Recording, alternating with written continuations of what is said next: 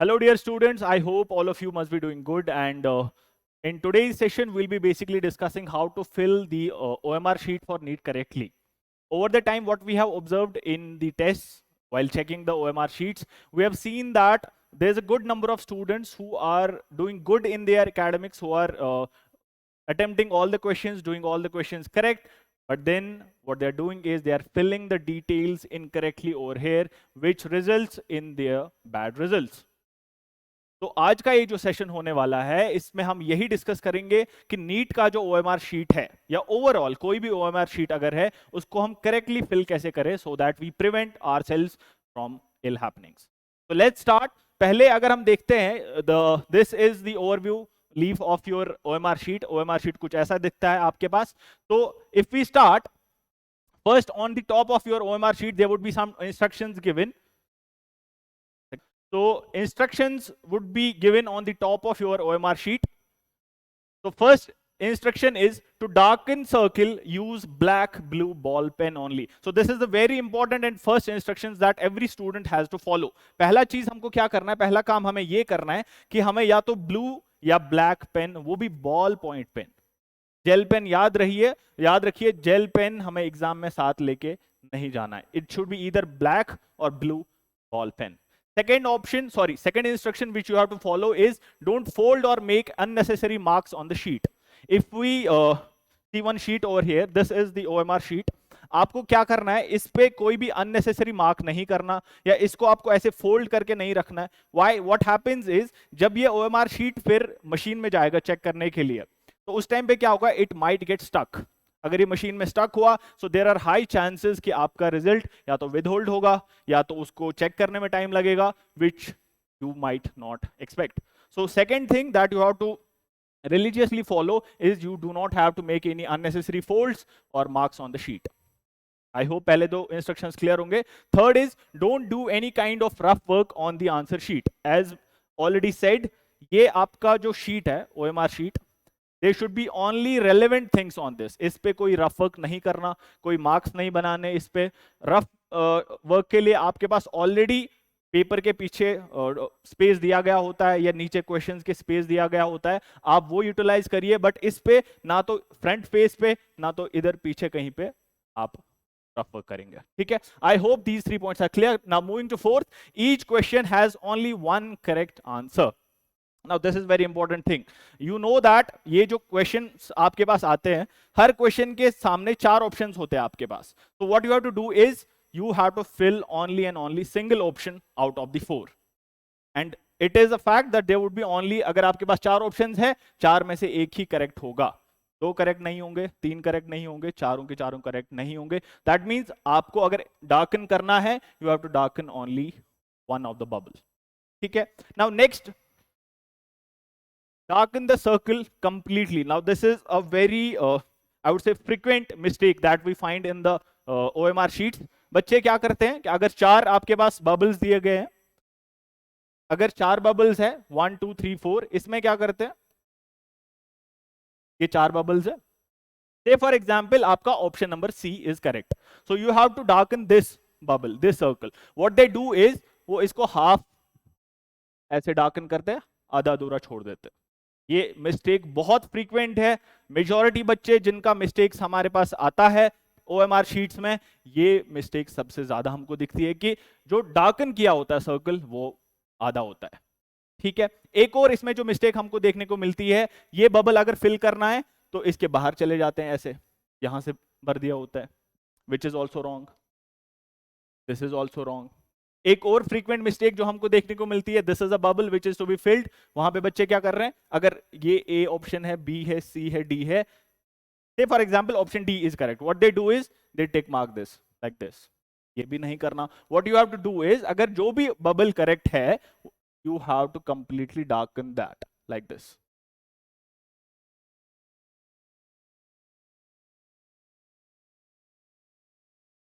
ठीक है.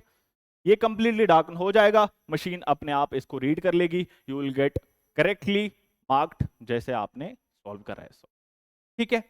चलिए लेट्स मूव फॉरवर्ड. ये थे आपके instructions. So now the first thing that you must be seeing in your OMR sheet is the registration number. यहाँ पे say for example आपका registration number कुछ भी है, मैं यहाँ पे लिख देता हूँ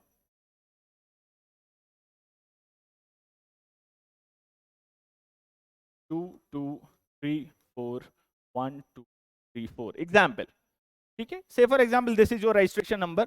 First thing that you have to do is you have to write that registration number over here. जो आपका यहाँ पे सेंटर में रजिस्ट्रेशन नंबर या किसी भी विद्यापीठ पे सेंटर रजिस्ट्रेशन नंबर मिला हुआ है, या अगर आप कल को फाइनल एग्जाम में बैठते हो वहां पे जो रजिस्ट्रेशन नंबर आपको मिला होगा, what you have to do is you have to fill that registration number over here.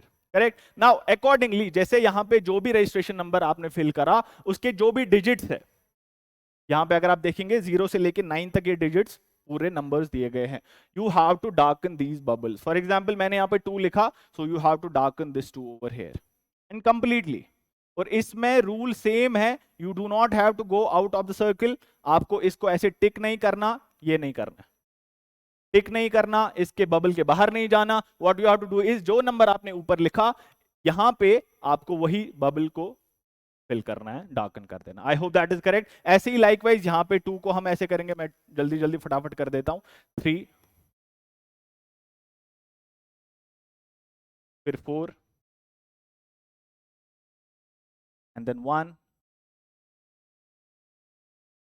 2 again 3 and then 4. ठीक है. So this is how you have to fill your registration number. Correct? So ये हमारा पहला step था. कोई भी अगर हमको रजिस्ट्रेशन नंबर अपना फिल करना है, हाउ टू फिल दैट. ये रजिस्ट्रेशन नंबर आपने फिल कर दिया. Now moving next. Next is our batch.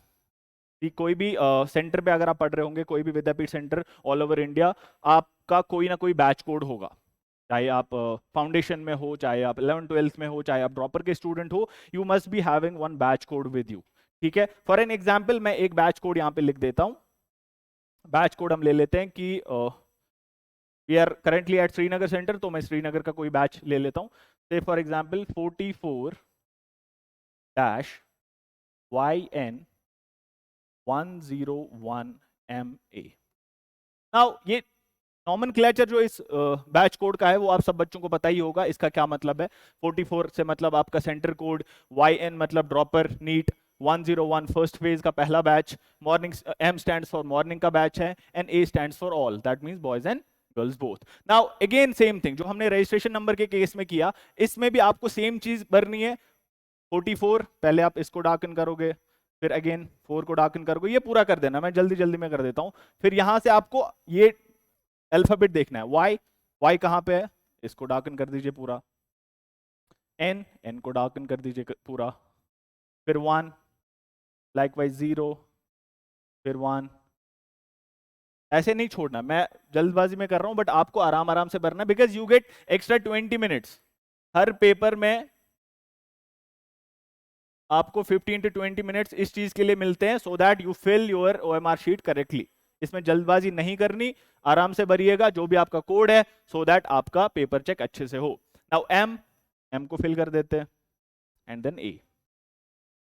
ठीक है. नाउ आपका बैच कोड कुछ भी हो सकता है. मैंने यहाँ पे ड्रॉपर का बैच कोड लिखा, आपका बैच कोड 44AN 203MA. फिर आपको उसी हिसाब से यहाँ पे फिल करना है. ए ढूंढ लिया, ए यहाँ पे है. एन ढूंढ लिया, अगेन यहीं पे 2 यहाँ पे. तो whatever your batch code is, you have to fill the details exactly जैसे मैंने यहाँ पे आपको बता दिया. तो 2 चीजें हो गई, इनफैक्ट 3. पहले हमने इंस्ट्रक्शंस देख लिए, सेकंड हमने रजिस्ट्रेशन नंबर कैसे फिल करते हैं वो हमने देख लिया, एंड देन थर्ड हमने देख लिया कि बैच कोड कैसे फिल करते. Now moving to next. Third is this is very important also, क्योंकि इसमें भी हमने देखा है कि बच्चे बहुत गलती कर देते हैं कि आपका फेज कौन सा है. आपको पता है होता है कि हमारे विद्यापीठ में हर फेज के अलग अलग बैच होते हैं. बीट फेज 1, फेज 2, फेज 3, अलग अलग फेज के बैच होते हैं और अलग अलग कोड होता है. जैसे मैंने अभी आपको बताया कि एक बैच कोड ले लेते हैं,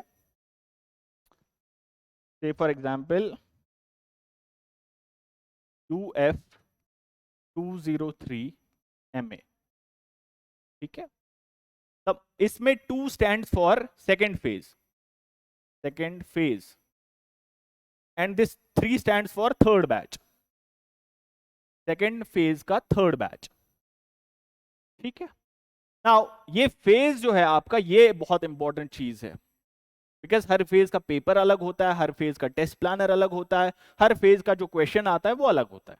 ठीक है, तो इस चीज को आपको ध्यान में रखना है। While filling your phase you have to correctly mention it. यहां पे आपका फेज फॉर एग्जांपल सेकंड है, सेकंड को हम 2 को हम यहां पे डार्कन करेंगे। किसी का फर्स्ट फेज है वो इसको डार्कन करेगा, किसी का थर्ड फेज है इसको डार्कन करेगा, एंड लाइकवाइज। ठीक है, आई होप ये क्लियर हुआ होगा। नेक्स्ट इज योर क्लास, आप किस क्लास में हो वो आपको पता होगा। If you are in 11th, आपका बैच कोड या तो AJ होगा अगर आप JEE में है, या तो AN होगा अगर आप नीट बैच में है। तो अकॉर्डिंगली आप यहाँ पे 11th को डार्कन करोगे, यहाँ पे अगर आप 12th में हो तो 12th को आप डार्कन करोगे, अगर आप ड्रॉपर में हो तो आप ड्रॉपर को डार्कन करोगे।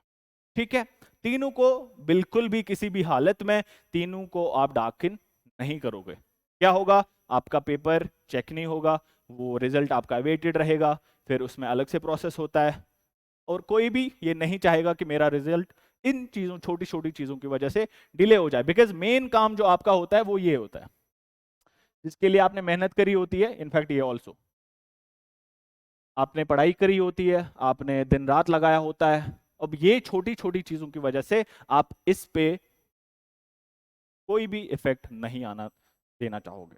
ठीक है, नाउ आपका यहाँ पे नेम मेंशन करना बहुत इंपॉर्टेंट है। आपका कोई भी नेम हो तो यहाँ पे लिख दीजिए, जैसा मैं अपना नाम लिख देता हूं।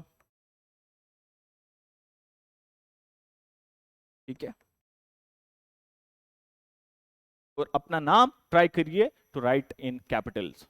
ठीक है, इससे आपकी जो आइडेंटिफिकेशन है, फॉर एग्जांपल अगर पेपर में कोई भी इशू आ जाता है, फॉर एग्जांपल यही इशू की वजह जैसे पेपर बेंड हो गया था या रजिस्ट्रेशन नंबर इनकरेक्ट था, to identify you paper check करते time we can easily identify you and we can mention the correct batch code और registration number, whatever the mistake. ठीक है, तो ये कुछ इंपॉर्टेंट इंस्ट्रक्शंस थी जो क्लियर करनी थी। अब इसके आगे भी थोड़ी ऐसी कुछ चीजें हैं, जैसे आपका सेंटर नेम है, आपका बैच नेम है, अगेन सेम थिंग, आपका उस टेस्ट जो डेट है। These are very simple things, ये बताने की वैसे जरूरत है नहीं, बट फिर भी एक बारी हम लोग यहाँ पे लिख देते हैं। जैसे हम currently we are at Vidyapeeth Srinagar, so we'll write Vidyapeeth Srinagar. ठीक है, नेक्स्ट इज बैच नेम, आपका बैच कौन सा है वो आप यहाँ पे मेंशन करेंगे। नेक्स्ट इज डेट, वो डेट कौन सी है वो आप यहाँ पे मेंशन। ठीक है, इसके बाद भी और 2 चीजें इंपॉर्टेंट है, कैंडिडेट सिग्नेचर और इन्विजिलेटर का सिग्नेचर। ये इंपॉर्टेंट चीजें है।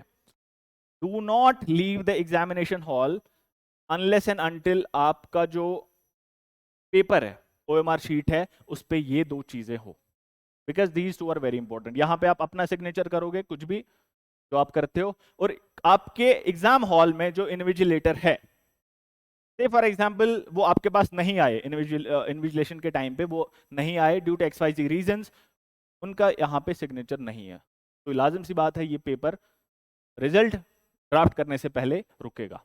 तो आप मेक श्योर करिए before handing over the OMR sheet, आप ये जब डिटेल्स चेक करेंगे कि मेरे OMR शीट में क्या सारी डिटेल्स करेक्ट मैंने भरी है, आप ये चीज भी यहाँ पे चेक करेंगे क्या मेरे पेपर पे इन्विजिलेटर ने साइन करा है कि। ठीक है, चलिए, now coming to the main part of today's session is this. अब जो चीजें मैंने ऊपर बोली है बस वही चीजें यहां पे आपको फॉलो करनी है। आपके क्वेश्चंस आपके पास है, फिजिक्स में आपके पास 50 क्वेश्चंस होंगे, केमिस्ट्री में आपके पास 50 क्वेश्चंस होंगे, बॉटनी में आपके पास 50 होंगे, जोलॉजी में आपके पास 50 होंगे, if we talk about the 200 question format. Now इसमें भी सेम चीज है, आपके पास 4 ऑप्शंस है, कुछ अलग साइंस नहीं है, रॉकेट साइंस नहीं है, बहुत इजी है, वही चीज जो मैं पिछले 10-15 मिनट से बोल रहा हूं कि क्या करना है। आपका क्वेश्चन नंबर 1 आपने पेपर पे देख लिया, क्वेश्चन नंबर 1 का आपको पता है, अरे सर ये तो आपने पढ़ा दिया था, इसका इस क्वेश्चन नंबर का आंसर ऑप्शन 3 आएगा। क्या करना है, 3 पे टिक करना है। टिक करना है, बिल्कुल भी नहीं सर। 3 पे क्या करना है, 3 को सर हम बबल करेंगे, ऐसे बबल को फिल करेंगे, डार्कन करेंगे। ठीक है, लाइकवाइज ऑप्शन क्वेश्चन नंबर 2 का ऑप्शन 2 है, इसको सर हम डार्कन करेंगे, ठीक है। आधा अधूरा नहीं छोड़ेंगे, क्वेश्चन नंबर 12 का हम ऐसे नहीं करेंगे, आधा अधूरा नहीं, ये क्वेश्चन मार्क नहीं होगा, इसका रिजल्ट सॉरी इसका आपका प्रॉपर जो मार्क होगा वो नहीं मिलेगा, ठीक है। ये रॉन्ग कंसिडर किया जाएगा। लाइकवाइज किसी पे ऐसे मार्क नहीं करना कि ये वाला करेक्ट है, बिल्कुल भी नहीं। किसी पे ऐसे सर्कल नहीं करना कि ये वाला करेक्ट है, बिल्कुल भी नहीं। जो करेक्ट मेथड है, जो मैंने आपको बोला, 4 बबल्स है, चारों बबल्स में से जो आपको करेक्ट लग रहा है तो आप कंप्लीटली डार्कन करोगे।